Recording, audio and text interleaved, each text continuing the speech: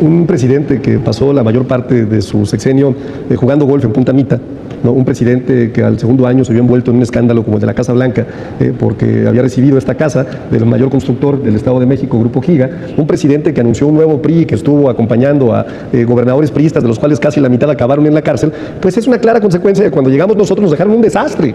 Es decir, pues sí, oye, que había territorios controlados por el crimen en 2018, pues claro, lo que ustedes nos dejaron.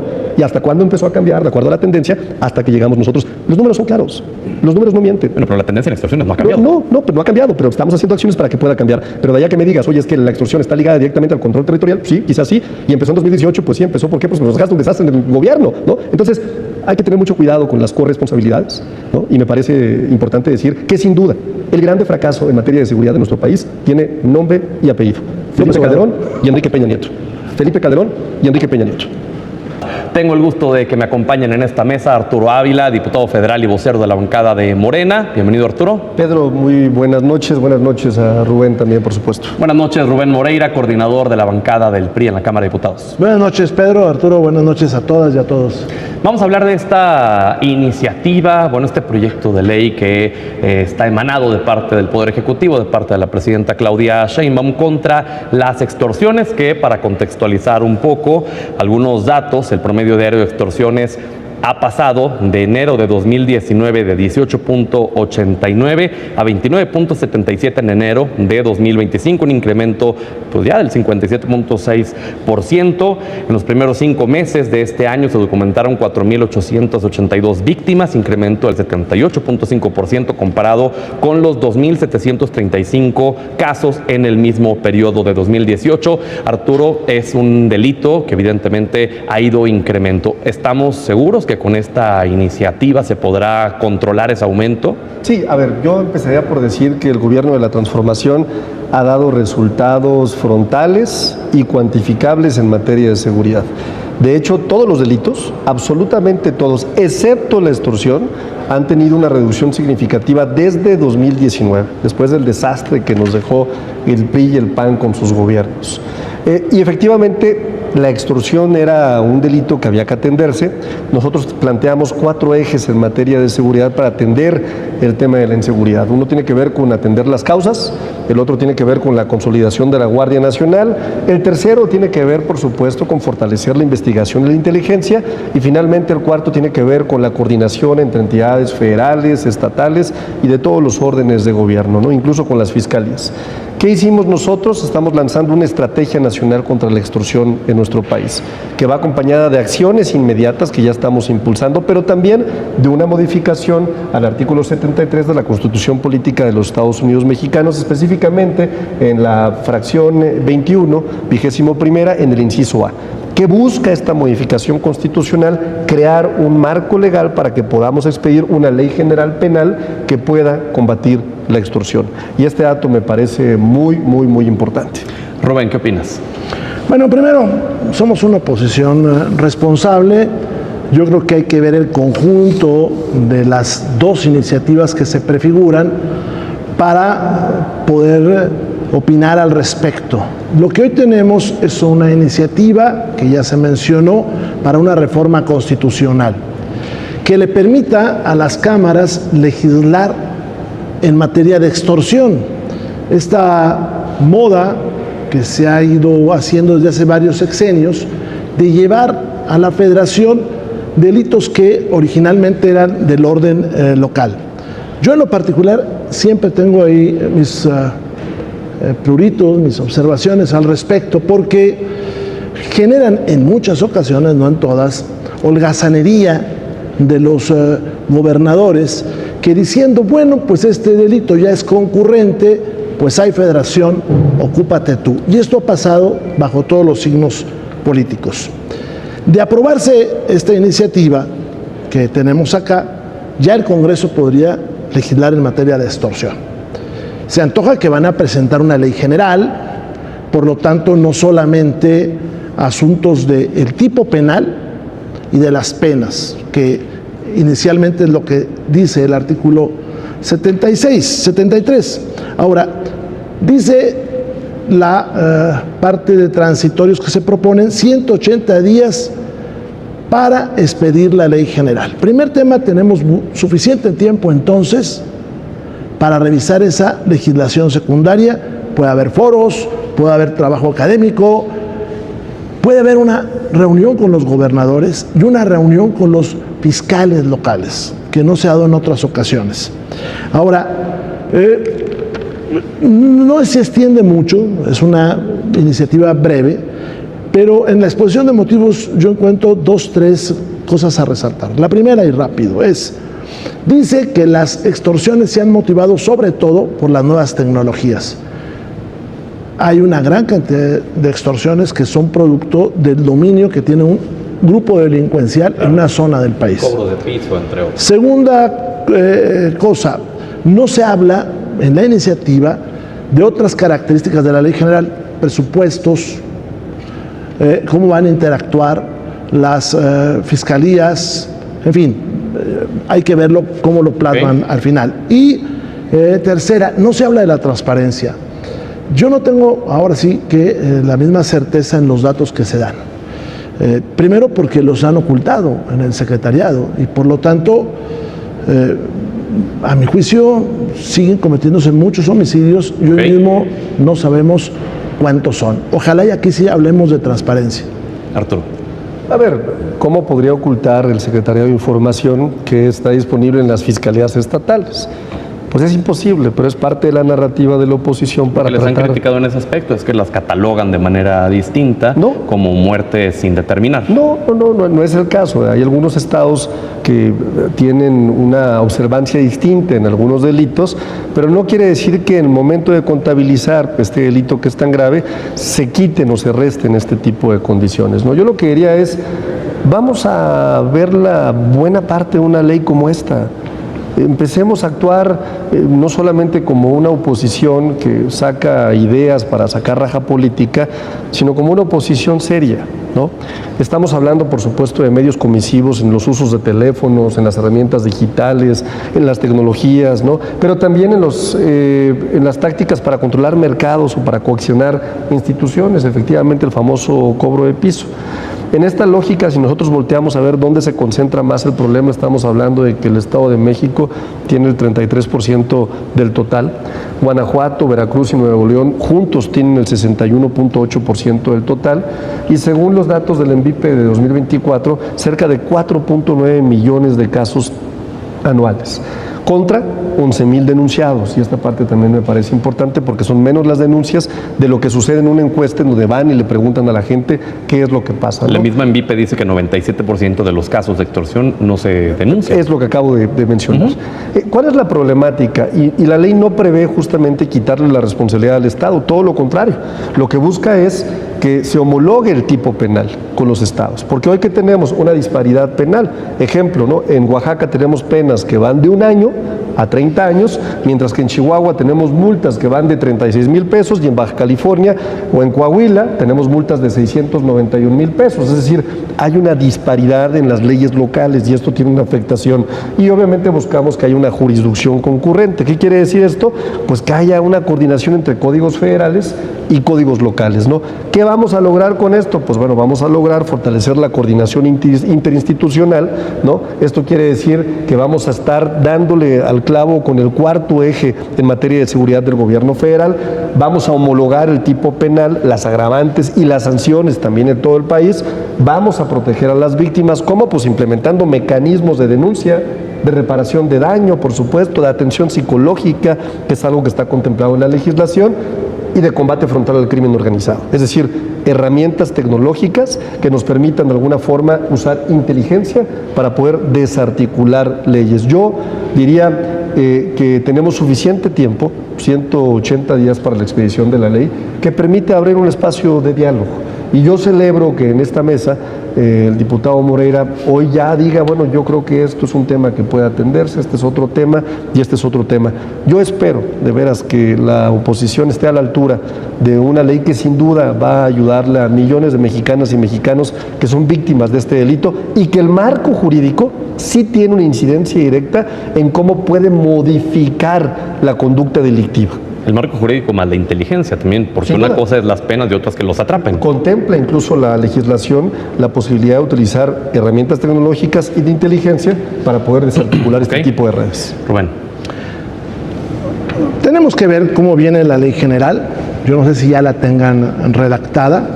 Yo espero que haya voluntad para escuchar a los expertos, escuchar a los gobernadores, escuchar también a los fiscales A la oposición y poder, sí, y todos nosotros poder proponer cambios que hagan esto más adecuado. No es la marca de la casa escuchar a la gente, eso sí no es la marca de la casa. Me preocupa, insisto, lo de la transparencia. No estamos acá hablando de los homicidios, pero efectivamente hay 4 maneras de clasificarlo según el INEGI. Me refiero a las muertes violentas, que es suicidio, homicidio doloso, homicidio culposo o causa no determinada. Y esta causa no determinada se usó sobre todo aquí en la Ciudad de México para aumentar ahí las personas que eran anotadas que habían perdido la vida. El promedio en el país es 6% y aquí era 30 y tantos %. Hay un subregistro, eso es evidente, y la mejor prueba de eso es que la Secretaría de Seguridad Pública eliminó lo que se denominaban fuentes abiertas, que era el reporte que salía no de la autoridad, porque las autoridades se pueden poner de acuerdo y sería uno muy inocente si no se ponen de acuerdo y se puedan coludir, de todos los partidos. Estaban las fuentes abiertas que nos permitían ir comprobando si se estaban anotando las defunciones. Y también está el caso de las fosas recientes, las que tienen mucho tiempo, es difícil saber cuándo murió esta persona, pero las recientes no se anotan y eso hay muchos ejemplos, sobre todo este año. Ahora acá, en el caso de las extorsiones se generan por varios lugares, desde aquella que sale de los penales, que tiene una solución, digamos que relativamente fácil, bloquear. Que lleva muchísimos años. Claro, y que son fábricas verdaderas de extorsiones y que son también producto de que la gente que está en la cárcel tiene que pagar cosas por estar ahí. Y eso en prisiones de todos los tipos, tiene que pagar y entonces se enrola en esas fabriquitas adentro para cubrir lo que le están cobrando para tener jabón, agua, dormir mejor, todo eso. Es una parte. Y la otra es cuando una organización delictiva se apodera de un territorio. Y al poderse de un territorio, entonces a veces bajan los homicidios porque ellos cuidan que no sucedan, no les conviene a sus intereses económicos, o baja el robo, porque están cobrando cuota para que no te roben. Bueno, eso hay que atacarlo. Pero esa parte, ya hay una competencia que es crimen organizado. Entonces, ahí hay herramientas. Yo celebro que podamos platicarlo y que podamos ponerlo sobre la mesa, quitando los extremos políticos. Pero me gustaría, sí, que hubiera una profunda reflexión. Hubiera sido bueno conocer ya el proyecto de esa ley secundaria para ir viendo cómo se va engarzando en la realidad que vive este país y poderle dar una respuesta a la gente. Una parte importante de las extorsiones, Arturo, viene a los comerciantes, a los locatarios, con el famoso cobro de piso. Con lo que se pueda llegar a presentar en esta iniciativa, en lo que estaremos por ver en las próximas semanas, ¿pueden tener los ciudadanos, los comerciantes, los locatarios, la garantía de que ya no van a ir a extorsionarlos con el cobro del piso y amenazarlos y a tener que destinar, en algunos casos, incluso hasta más de la mitad de sus ingresos solo a ese cobro? Sí, claro. A ver, por ejemplo, algo que ya se anunció desde el Ejecutivo, que es información que se dio a conocer en la mañana del pueblo, es que las penas busca que se incrementen, ¿no? Otra cosa que va seguramente a tener el proyecto de leyes secundarias del Ejecutivo tendrá que ver con la estrategia que también ya presentó el Gabinete de Seguridad. Y eso me parece muy importante porque va a tener un impacto directo sobre estas personas que sufren una extorsión. ¿De qué estamos hablando? Estamos hablando primero de detenciones basadas en análisis criminal y un seguimiento financiero. Es decir, va a haber apoyo de la unidad de inteligencia financiera. Esto es importantísimo porque si a ti te piden una extorsión a una cuenta, se va a poder cancelar rápidamente. Si hay una red de extorsiones que funciona a través de pagos en tiendas departamentales, por ejemplo, que normalmente sucede que piden pagos en Oxxos, se va a poder utilizar esa información, ¿no?, para poder lograr llegar hasta el último destinatario de esa red de extorsión. Por otro lado, se anunciaron ya unidades de extorsión locales. Y lo que pretenden estas unidades de extorsión son equipos especializados en entidades prioritarias. ¿Dependientes de qué área gubernamental? La idea es que haya una colaboración compartida entre la Federación de los Estados de la República, porque es un problema compartido. Y en esa lógica, pues lo que se está buscando es que en estos estados que concentran casi el 70% de las extorsiones, rápidamente se generen las unidades antiextorsión locales. Un protocolo de atención a víctimas, ¿no? Esto es muy importante. Que el 089, que efectivamente ya existe, se convierta ahora sí en un número que pueda acompañar sobre todo las extorsiones telefónicas, que es el pan de cada día, ¿no? Hay gente que está extorsionando, hay gente que lamentablemente cree lo que les están diciendo, y la intención es que el 089 pueda ayudar y coadyuvar con gente capacitada para manejar este tipo de crisis, ¿no? Que los operadores del 089 tengan operadores de crisis, personal bancario, hoteleros, ¿no? Para identificar extorsiones también, y esa parte también suena como algo relevante, ¿no? Una campaña nacional de difusión. Es importante que la gente sepa cómo funcionan, cómo operan, qué se tiene que hacer, cómo se puede atender, y eso también lo contempla esta campaña, ¿no? Es denuncias, inteligencia financiera, es bloqueo de líneas telefónicas, y esto también me parece muy importante, con mandamientos judiciales, para que no volvamos a caer en la retórica de que nos vamos a aventar algo que no es cierto. Bloqueo de líneas telefónicas con mandamientos judiciales. Y esto es importantísimo, porque la mayor parte de las extorsiones sucede efectivamente a través de líneas telefónicas. Pero ahí no es tan fácil darles la vuelta como simplemente comprar otro chip y ya. Pues va a haber otro tipo de herramientas contempladas en otras leyes que nos van a permitir ahora sí tener una identificación más clara de quiénes son los usuarios de este tipo de teléfonos. Tendría que haber una cooperación también con las compañías telefónicas, ¿no? Así es, sin duda. Y bueno, esto será materia de las leyes secundarias. Yo, de veras, lo que diría es, hay ejemplos muy importantes en donde ha habido resultados de extorsiones, Michoacán, Ciudad de México, en Iztapalapa, sobre todo, en Jalisco y en Zacatecas, ¿no? Y en Morelia, por ejemplo, también ha habido resultados de las operaciones de la Secretaría de Seguridad Pública para poder frenar esta situación. Rubén, cuando fuiste gobernador, ¿implementaste algún tipo de acción en contra de las extorsiones en tu estado? Sí, en aquel momento se instrumentó toda una política para disminuir la extorsión, y es todavía uno de los estados con menos incidencia en ese problema. Pero la extorsión venía en su momento de los grandes grupos delictivos. Entonces, el primer objetivo debe ser que esos grupos delictivos desaparezcan, en términos legales obviamente, que la gente esté en la cárcel, que dejen de operar, y va a bajar una buena parte de la extorsión, porque hay otra que se da de otra manera, que esta que hablábamos de las prisiones, ¿no? Y que es un problema porque un gobernador se puede esmerar mucho de que de sus prisiones no salga ninguna llamada, pero de otro lado pueden llegar las mismas. Ojalá y podamos ver la iniciativa. Todo esto que dice Arturo no viene acá en la exposición de motivos, ojalá y la podamos ver y poder agregar cosas. Por ejemplo, hay un fenómeno delictivo importante que es la extorsión a las autoridades municipales. No a un ciudadano que puede estar solo en su casa, sino a todo un ayuntamiento. Y esto, pues volteemos a ver Tierra Caliente, por ejemplo, donde pues manejan presupuesto, manejan licitaciones, donde le cobran piso a los ayuntamientos. Antes los grupos delictivos iban sobre todo sobre las áreas de seguridad. Hoy se dan cuenta de cuándo llegan las participaciones, de cuándo va a haber licitaciones. Entonces, ojalá y en la ley podamos poner instrumentos para combatir esa parte del crimen. Y que podemos, si hablamos mucho de este tema, vaya, si lo discutimos, puede haber normas bien importantes. Te voy a poner una, por ejemplo, ¿cómo protegemos a los auditores? Ya hemos tenido auditores, tanto del SAT como de la Auditoría Superior de la Federación, que han sido asesinados cuando van a hacer su trabajo de inspección o de auditoría. Bueno, ¿cómo los protegemos? Y por ahí hay ideas también de cómo hacerlo. ¿Cómo protegemos a los alcaldes? ¿Cómo vamos observando su gasto? No me refiero al gran gasto federal, sino ese pequeño gasto que en esos municipios va a ser transferido a los delincuentes.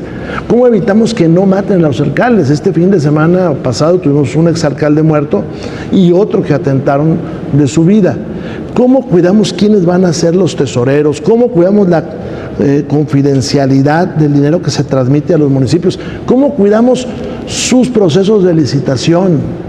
Entonces yo creo que puede ser un espacio, más allá de nuestras posturas ideológicas, para hacer una buena ley en contra de la extorsión.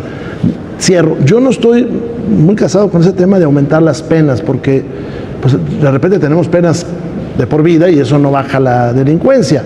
Y también creo que a veces que las penas deben de estar en relación con la realidad de cada estado. Pero revisémoslo, hombre, no tiene problema, y veamos cómo estos otros fenómenos que se dan en ese proceso delictivo los podemos combatir. Arturo. Bueno, decir que nosotros estamos muy contentas y muy contentas en nuestro movimiento de que seguimos avanzando en los resultados para pacificar el país. Ojalá y la oposición hubiera presentado iniciativas como estas en su momento, cuando tuvieron la oportunidad de gobernar. ¿Qué tanta responsabilidad le atribuyes a los gobiernos anteriores de la realidad del aumento en el delito de extorsión, que ya lo mencionaba al inicio del programa?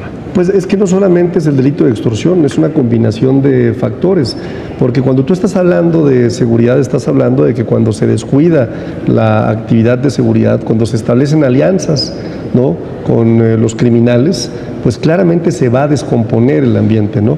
Y antes, en el pasado, teníamos delitos tan graves como el secuestro, que hoy afortunadamente ya no son, digamos, o no forman parte de la narrativa importante de comunicación, o como el robo a transportistas, que ha habido una disminución significativa y que antes era una locura, es decir, estaba por doquier, o como el robo a casa habitación, ¿no? Entonces, me parece que en lo general el gobierno de México, el gobierno de la transformación, a partir de que llegamos nosotros, todos los indicadores, incluyendo feminicidio incluso, del 2019 al 2025, y más acentuado en el 2024 al 2025, que es el tiempo que tiene el gobierno de la presidenta Claudia Sheinbaum, ha dado resultados. Reconocemos que aquí falta algo por hacer, estamos poniendo sobre la mesa una legislación y por supuesto que estamos abiertos al debate y al diálogo. ¿Por qué no se hizo antes? Si este delito viene aumentando desde 2018 hasta la fecha, ¿por qué no haberlo detectado que se iba a convertir en el delito con más aumento de todo el catálogo? Bueno, me parece que hubo acciones de gobierno bien llevadas a cabo, pero ahora que el pueblo de México nos ha favorecido con la mayoría calificada, podemos llevar a cabo reformas constitucionales. Y por eso es importante decirle a la gente que nos ve, ¿no?, que es importante seguirle dando el beneficio a Morena, a nuestro movimiento, a los partidos aliados, para que sigamos conservando esta mayoría calificada, para que el desastre que nos dejaron en materia constitucional, lo que nos heredaron los gobiernos del PAN y del PRI, que fue verdaderamente el entreguismo constitucional, ¿no?, la entrega de una constitución que estaba forjada y basada en la cercanía con el pueblo, vuelva a regresar al pueblo. ¿Qué se está planteando? Una reforma constitucional. La reforma constitucional requiere de una mayoría calificada, requiere también de la aprobación de por lo menos un número determinado de estados, la mitad más uno, ¿no? Entonces, pues hoy que tenemos esta mayoría calificada, sin duda podemos llevar a cabo esta reforma constitucional. ¿Y si los van a escuchar? Claro, pues siempre los escuchamos. Ellos dicen que no, pero siempre mantenemos juntas en la Junta de Coordinación Política, siempre hay un espacio de diálogo abierto, siempre incluso los debates donde ellos presentan sus reservas, pues han presentado a veces hasta 900 reservas en una noche. O sea, el espacio de diálogo está abierto, pues, pero donde no hay entendimiento, donde las propuestas a veces son propuestas que no son compatibles con la idea del Ejecutivo para poder atender un fenómeno como el de la extorsión, pues es donde no llegamos a un acuerdo, y ahí es donde aplica pues el principio de democracia representativa, ¿no? Las mayorías son las que toman la decisión. Te vi hacer gestos. Algunos gestos rápido. Se cambiaron 31 leyes en un lapso de 9 días, no 10, pero que fueron efectivos 5. En 4 horas se le dio al Pleno 500 páginas para que las leyeran, no se le hizo ningún movimiento. Las reservas hay que tener cuidado. Una parte son las reservas de la oposición y las otras son esas reservas que se sube un parlamentario para decir un discurso a modo y luego la retira. Eso no es un diálogo correcto. Cuando nosotros hablamos de analizar esta ley, lo hacemos desde la mejor de las buena fe y desde la mejor de las ganas de que salgan bien las cosas. El delito de extorsión creció durante el sexenio de López Obrador, como durante el sexenio de López Obrador se generaron los laboratorios de fentanilo. Ahora, la extorsión también... Déjame detenerme ahí tantito. Desde una autocrítica, ¿qué tanta responsabilidad asume el gobierno inmediato anterior de López Obrador, el de Enrique Peña Nieto, el de ustedes del PRI, en que propiciara este aumento del delito de la extorsión? A ver, déjame te cuento una de las hipótesis que dice la academia de por qué crece la extorsión y por qué pueden bajar algunos delitos.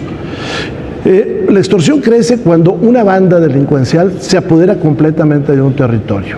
Y esto sucedió en el periodo 2018-2024. Y un ejemplo claro es la zona de Tierra Caliente y es Guerrero.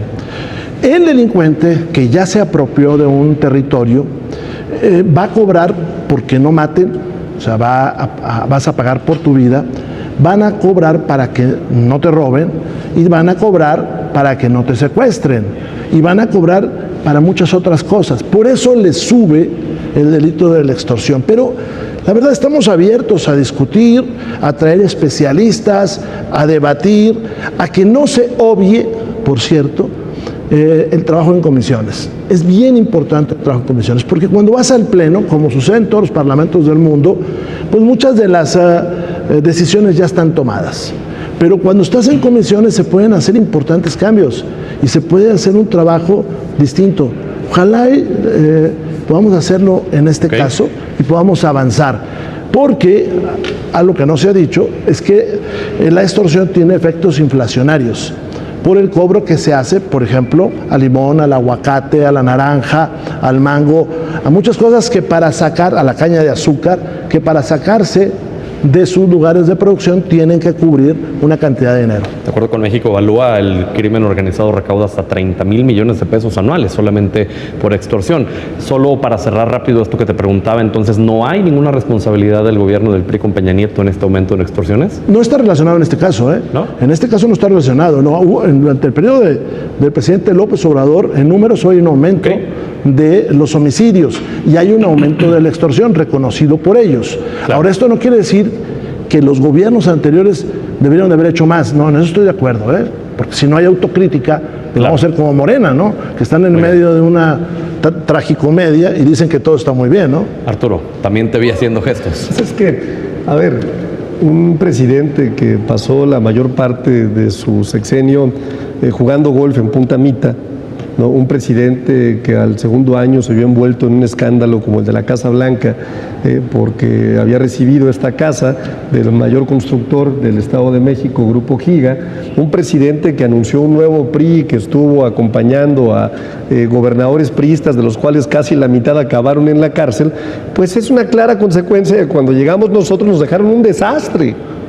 Es decir, pues sí, oye, que había territorios controlados por el crimen en 2018, pues claro, lo que ustedes nos dejaron.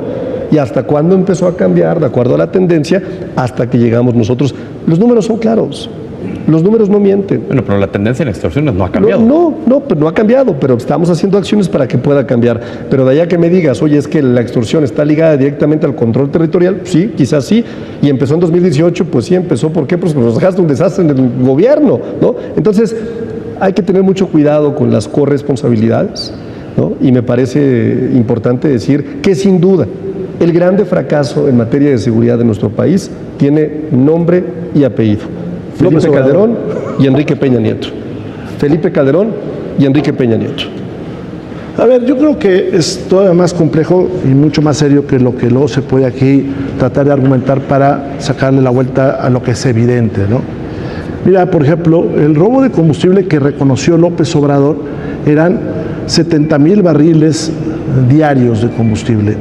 Hoy son 340,000 barriles diarios de combustible de huachicol. Me refiero a esta cifra. Está creciendo esa delincuencia, como está creciendo la extorsión, como no sabemos qué pasa con el homicidio. Yo reconozco que hay un cambio profundo en la estrategia del señor Harfuch frente a la estrategia anterior.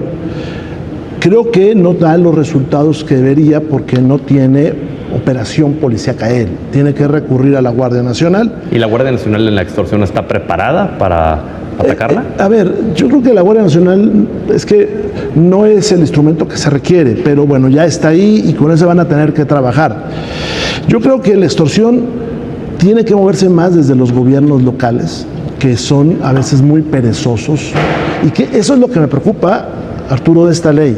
Más allá de que podamos hacer cosas buenas, me preocuparía que los gobernadores se desligaran, dijeran, bueno, pues mira, yo ya lo reporté, yo ya di vista para una carpeta Se y echaron no la se enfrenta. pelotita. Se echaron la pelota. Entonces, ojalá, y por eso es bien importante que vengan los gobernadores, que vengan sus fiscales en momentos para trabajar, no para hacer una pasarela, que se pueda hablar con expertos regionales, que los hay muy buenos en Jalisco, en Nuevo León, en Coahuila, en Yucatán, que podamos trabajar con los directores de policía y que tengamos un buen instrumento. Es evidente que ellos tienen los números para sacar la reforma constitucional. Bueno, si ya está, bueno, pues tratemos de sacar la mejor de las leyes secundarias. El PRI ha acompañado reformas constitucionales, igual que otras oposiciones. La primera Guardia Nacional, la primera fue aprobada por el PRI, y la segunda fue aprobada por el PRI y muchos otros partidos. O sea, a López Obrador se le entregó todo lo que pidió hasta que vimos que no tenía fondo. Claro. Conclusiones rápidamente ya para cerrar, Arturo. Pues, con buenos ojos vemos que el gobierno de México sigue dando resultados en materia de seguridad.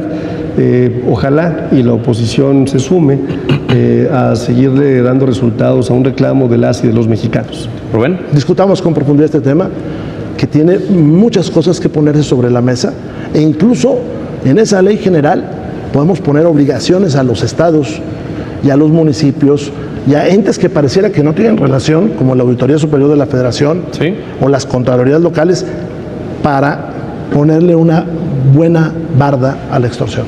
Pues muchísimas gracias, Arturo, gracias Rubén por haber estado aquí, y gracias a usted principalmente por habernos brindado el honor de su sintonía.